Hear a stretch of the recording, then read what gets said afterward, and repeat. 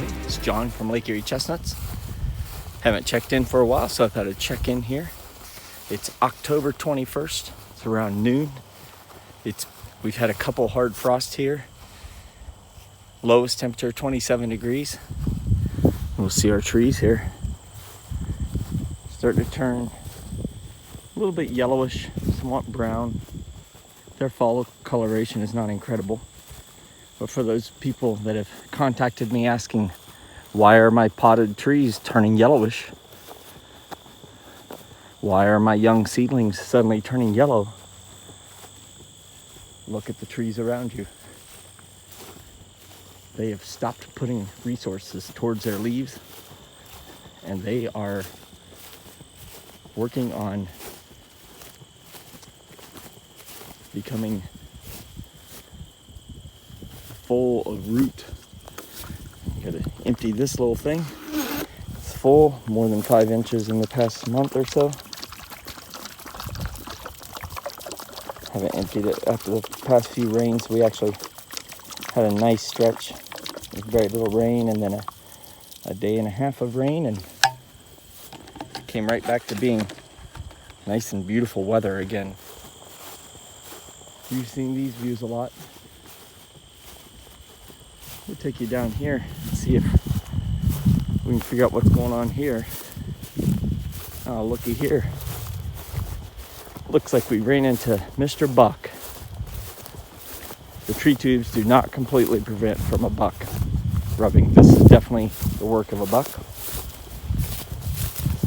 And you can see what he did to my tree. Dang deer. So that tree is highly injured.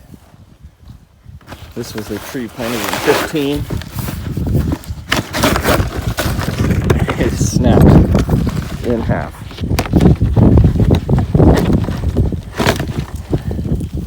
Look how beautiful that tree is now.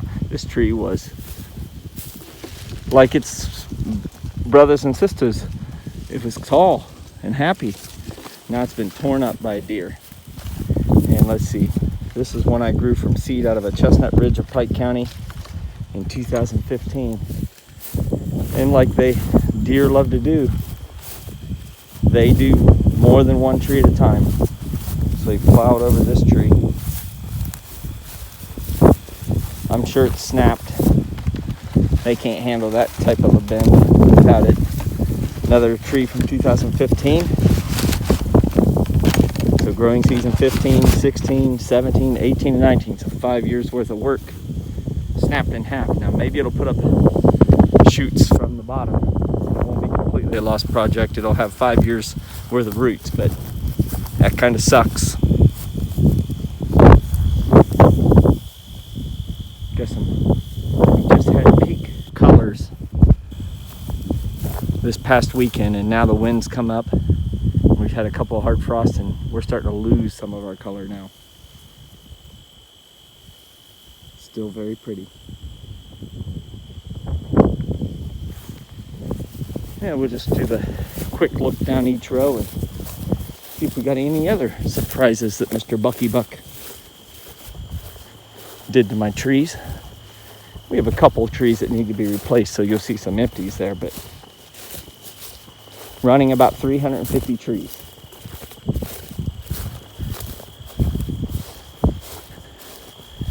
I see one bent way down there. I'm gonna let that go.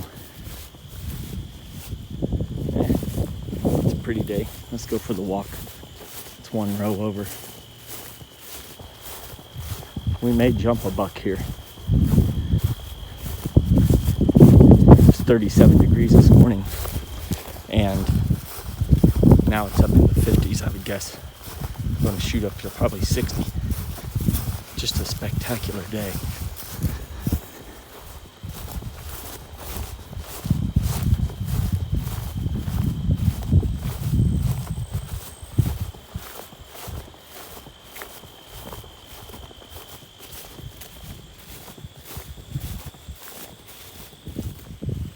Well, compared to maples, they don't get quite as pretty yellow, but this is a pretty nice tree here. Pretty nice and pretty.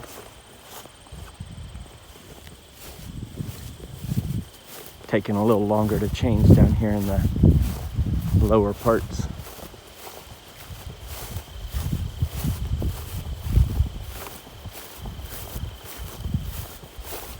But we got trees that are probably averaging 10 to 12 foot tall. We have some that is high as 16 and 17 foot tall.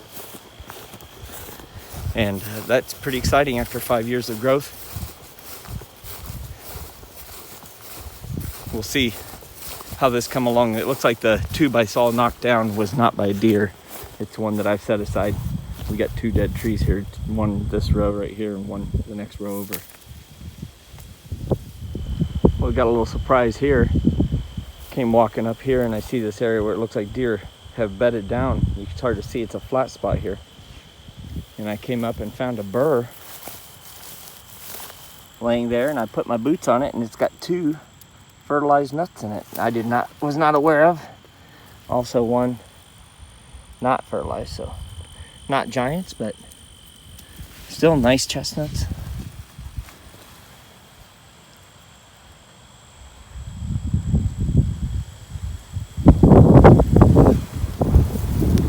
Now I got a question. You got this low hanging branch, about 5.5 foot, 6 foot off the ground. And then you got this dirt spot right underneath it. Those of you who know outdoors animals also know what kind of makes this poop. Got any guesses to what it's causing all that? That's a buck using a licking branch.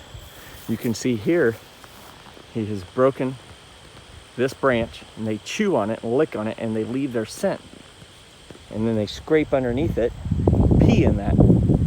So my chestnut trees are being used as part of the natural habitat, just like they probably used chestnut seedlings for eons prior to humans showing up here. And that's pretty interesting. I've already accepted that I'm going to donate trees to deer. I already have accepted that they're going to get some of the nuts, maybe half of them, and I'm going to get the other half. And I've chosen not to put a full fence around this orchard for that reason. That's why I don't mow down these rows unless I have to. As the trees get bigger, I'll mow underneath them directly like I have now, but it'll be leaving these middle rows for quail, woodcock. I startled 2 woodcock when I walked into those woods in the dark this morning. And I'm going to work with nature as best I can here. All right, well, thanks for watching that. It was an exciting surprise finding 2 more chestnuts. I got another nice surprise here. This tree had male blossoms, the little female, and I didn't realize that it had much of anything going on, and the burrs that were developing were small in size. So I wrote them off as not going to produce. But I'm looking, and I found a burr on the ground, and it has a nut in it. Now look at this. Look at the size of this. This is why I thought it wasn't fertilized compared to the size of the one I just found at the other tree. It's not even half the size. Now the other one had 2 nuts in it. Oh, man, they're spiky. You're gonna see how many are in this one.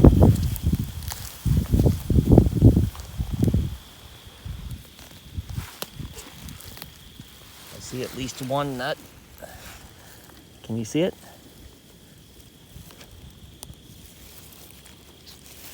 Well, let's get that beautiful chestnut color. I'll put that in my pocket along with the other 2. Let's see if it made a second one. Nope.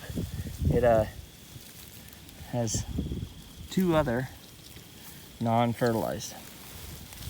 So I remove all burrs and everything from the orchard, so I'll gather that up. I see another burr here on the ground. Let's see if it has anything fertilized.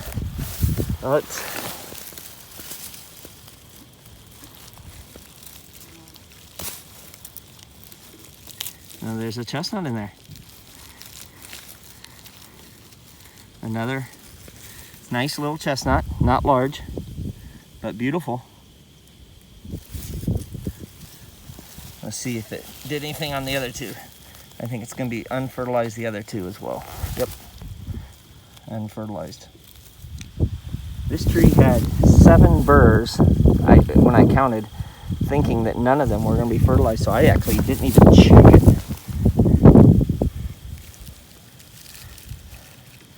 To me, it looks like it's going to have 1 nut per burr. Just another nice little average size small chestnut.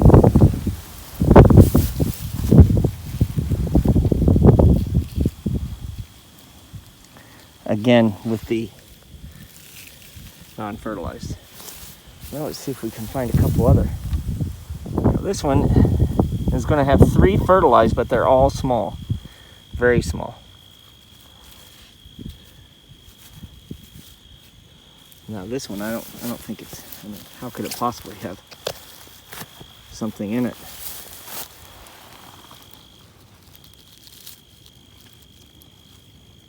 Again, I think unfertilized, all unfertilized. Spectacular day here in northwest Pennsylvania. Hopefully, if you're an outdoors person and you're chasing deer, hopefully you get a big one. If you're growing your chestnuts, make sure you start protecting them. I've got videos out there. Make sure if you got them in pots, they need to be close together. I sink mine to the root line or the soil line with surrounding dirt, just to protect the roots from freezing. They will die if you just leave them in pots if you live anywhere where it gets any level of freezing temperatures. So remember, if you ain't growing, you're dying. Get out there and grow something. Share your pictures. If you like this video, make sure you click the subscribe button and click that little bell next to it that looks like it's shaking, so you can get reminded every time we put a video out there.